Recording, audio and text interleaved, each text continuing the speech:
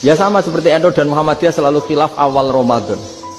Itu memang nggak bisa nggak khilaf. Misalnya begini, tak beri contoh ya. Karena kadang yang khilaf juga nggak pernah belajar. Lucu kan? Tak beri contoh ya. 2001 itu abad keberapa coba?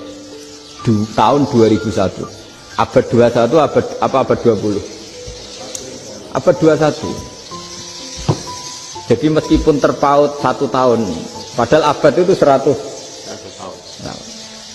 Nah, pikirannya orang-orang Muhammadiyah seperti itu.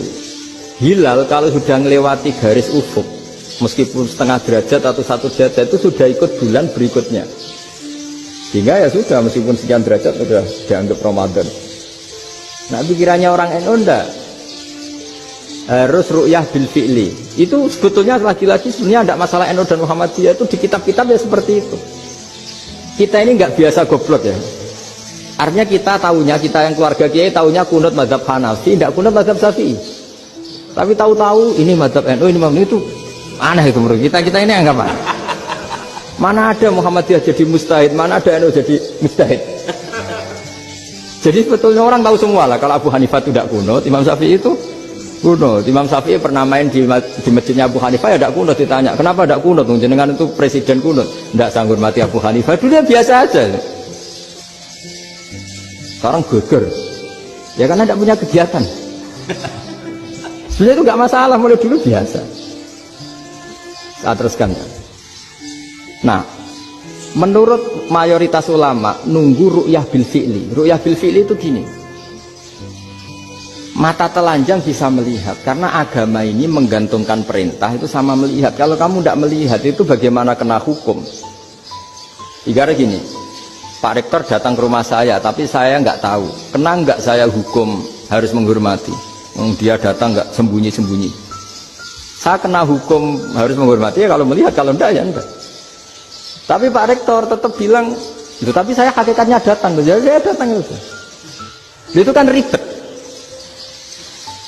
Akhirnya ya sudah, itu nggak ada khilaf sampai mati, ada khilaf karena yang satu menggantungkan hukum itu digantungkan sama tahu. Kalau tidak tahu ya, misalnya baju saya ini hakikatnya ada najis, pas sholat saya tidak tahu, sholat saya sah apa enggak?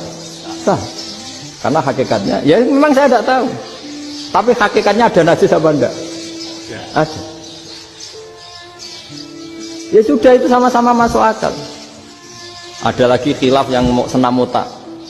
Fasyamu salasati ayamin fil haji wa sab'atin idza raja'tum.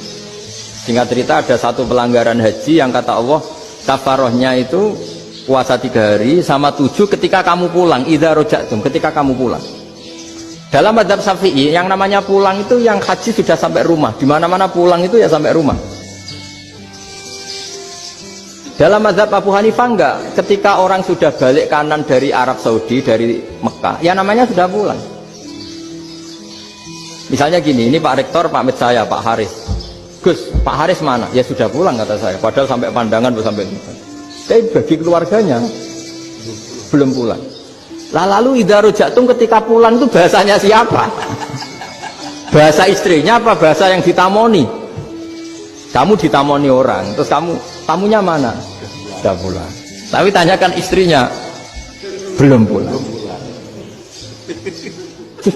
Khilaf-khilaf gini kok jadi geger itu kan goblok banget maksud saya itu. Jadi biasa, jadi itu biasa. Jadi ya karena memang ini bukan masalah akidah, ini masalah furu'iyah, masalah fikih itu masalah furu'iyah. Mau tidak mau harus beda.